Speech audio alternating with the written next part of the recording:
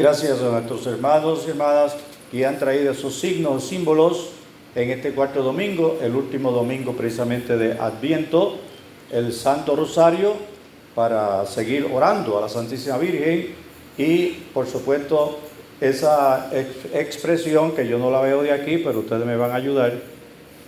¿Qué fue lo que dice ahí? Llamada, exacto, llamada. Por lo tanto, Dios siempre nos ha llamado. La primera llamada que Dios nos hace es en el vientre de nuestras madres. Te llamo para que comiences a existir. Pero eso no empieza en el vientre de nuestras madres. Eso ya empezó con Adán y Eva allá en el paraíso. Hagamos al ser humano a nuestra imagen y semejanza. Esa es la primera llamada que siempre, y para Dios hay que usar la palabra esa siempre, porque Él es el que toma la iniciativa. Siempre Dios toma la iniciativa y entonces Él es el primero que llama a la existencia para que existamos. Así es que por eso estamos vivito y coleando aquí, porque Él nos llamó a la existencia, en esa llamada, en ese caraj. Interesante, así que se dice en hebreo.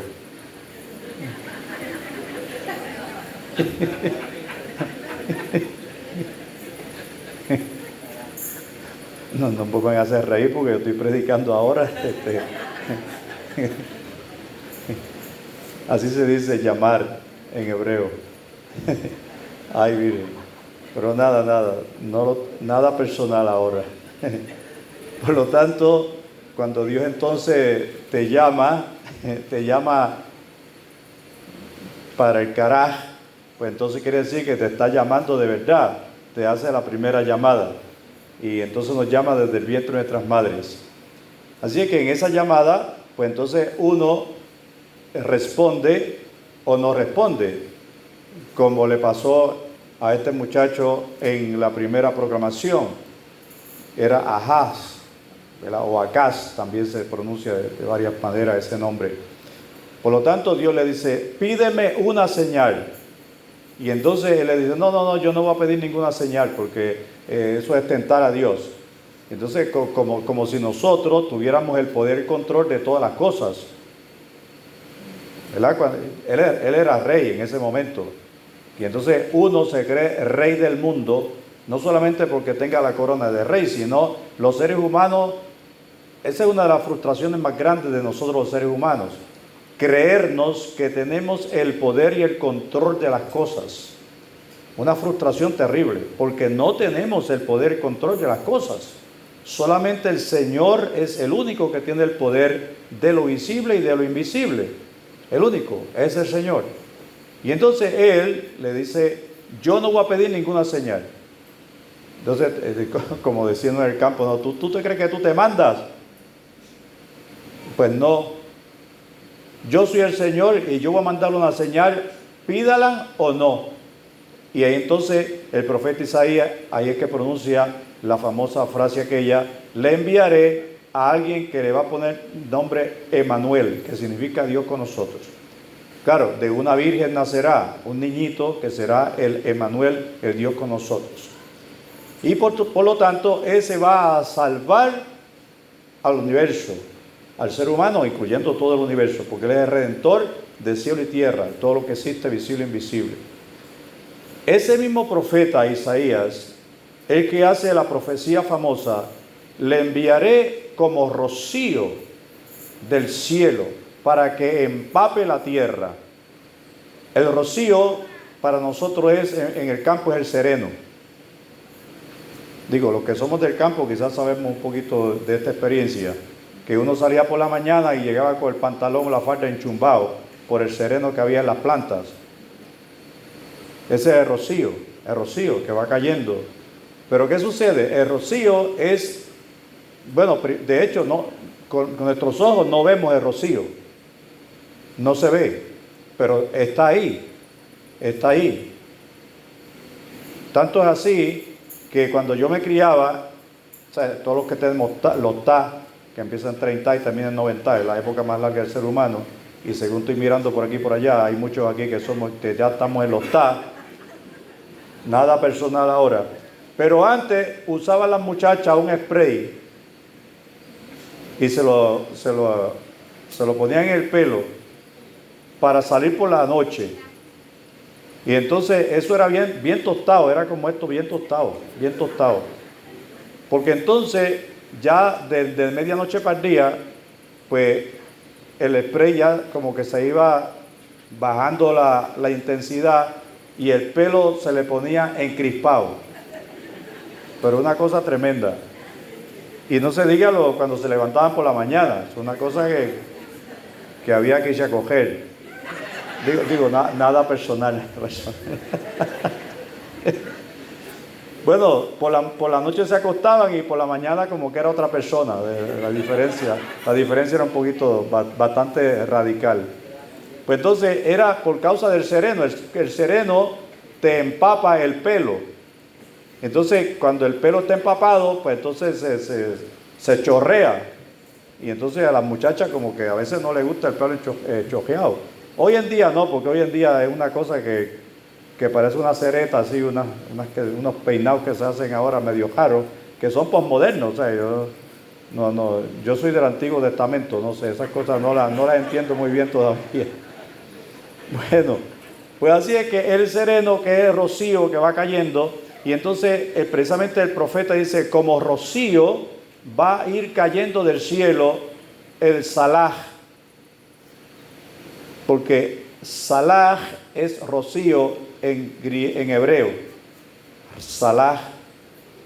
Y entonces, ¿qué sucede? Como eso va empapando, pues ellos precisamente cuando empezaron a conservar los alimentos, pues utilizaron esa misma expresión o esa misma manera del ser el sereno, del salaj, pues usaron la sal, de ahí que viene la palabra sal, de salaj, de ahí que viene, de hecho viene la palabra salao. Y entonces ellos usaban la sal, porque la sal es pues un preservativo y antiséptico, antibacterial y todas esas cosas que anti esto y anti lo otro. Y preserva precisamente para que la carne no se pudra. Eso los otros días, yo decía, fíjate, caramba, carambita, carambola, yo que soy del campo, y eso en casa no había energía eléctrica, cuando yo me criaba, y entonces estábamos comiendo carne de cerdo todo el año prácticamente, y no había freezer, no había energía eléctrica, y ¿cómo lo hacíamos? Ah, bueno, porque nosotros, aunque no éramos hebreos, practicábamos lo que los hebreos practicaban, porque precisamente salaj, la carne de cerdo, y estábamos comiendo chichajones con ñame burro y ñame de monte muchos meses. Una cosa tremenda. ¿Por qué? Porque la sal preserva la carne para que no se dañe, para que no se pudra.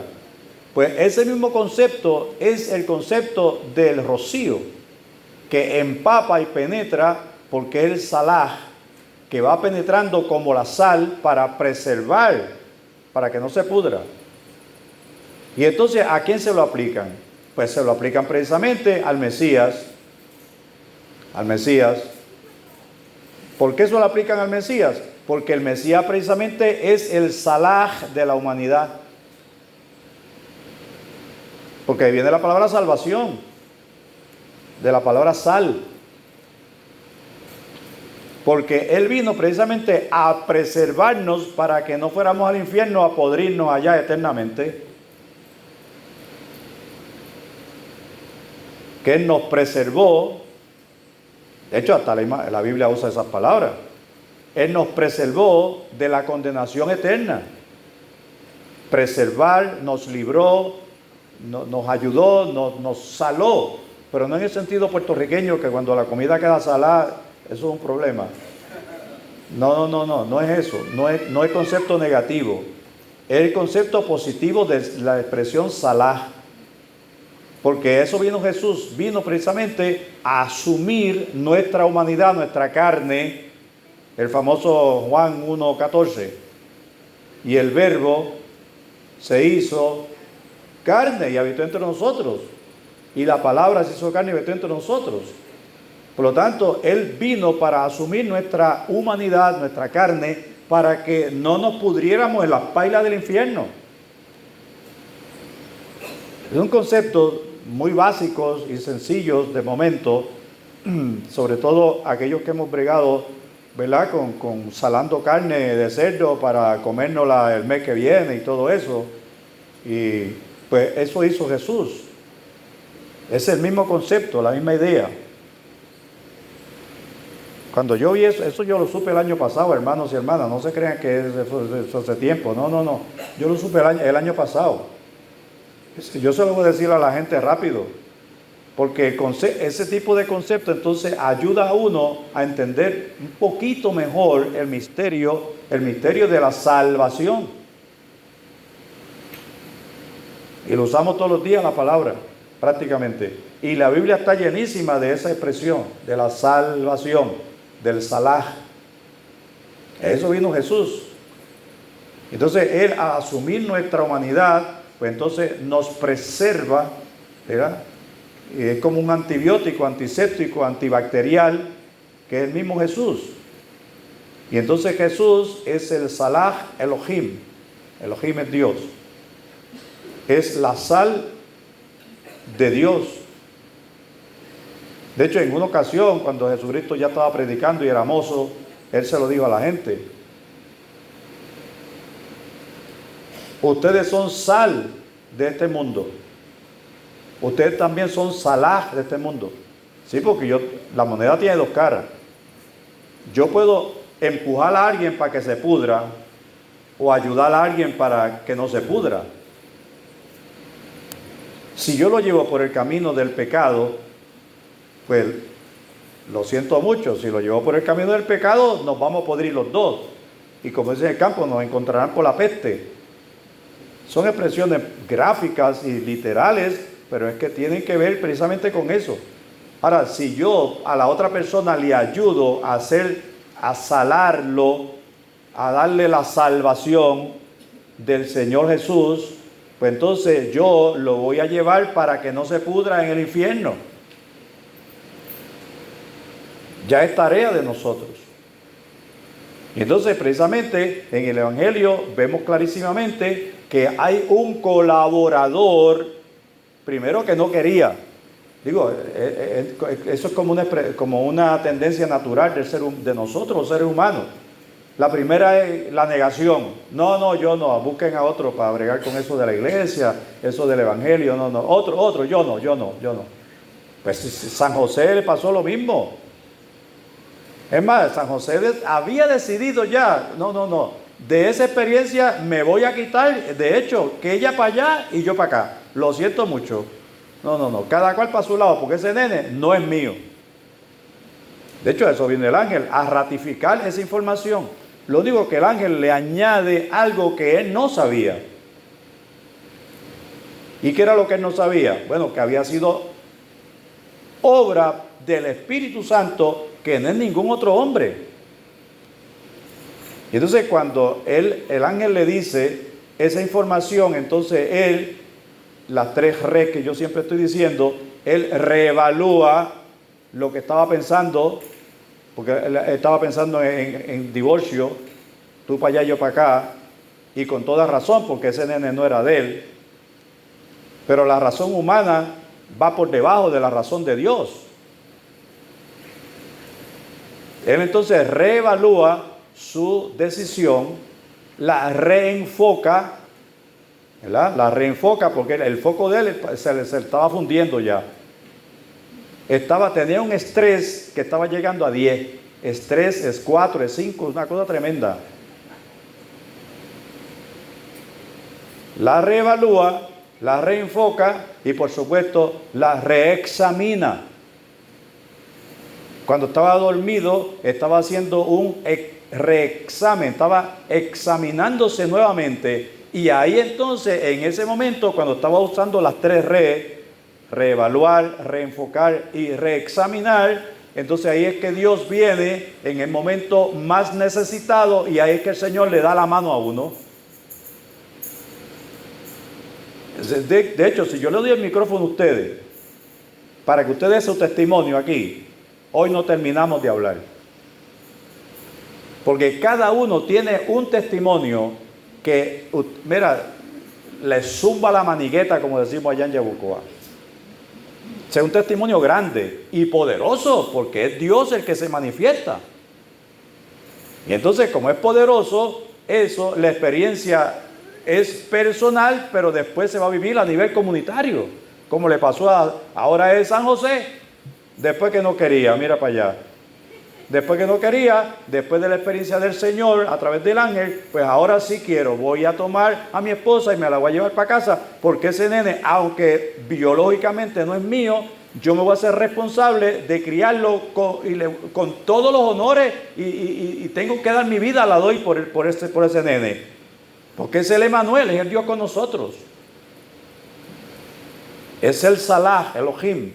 Le pondrá por nombre Jesús o Yahshua, que eso es lo que significa. Dios salva. Dios es la sal que nos impregna para no podrirnos. Porque, mira, nosotros desde Adán y Eva, esa es la podredumbre que ha habido y hay todavía con relación al pecado. A eso vino Él, precisamente.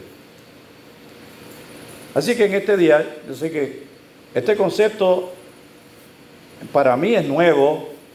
Bueno, es viejísimo, pero quiero decir que Dios no me lo había iluminado todavía.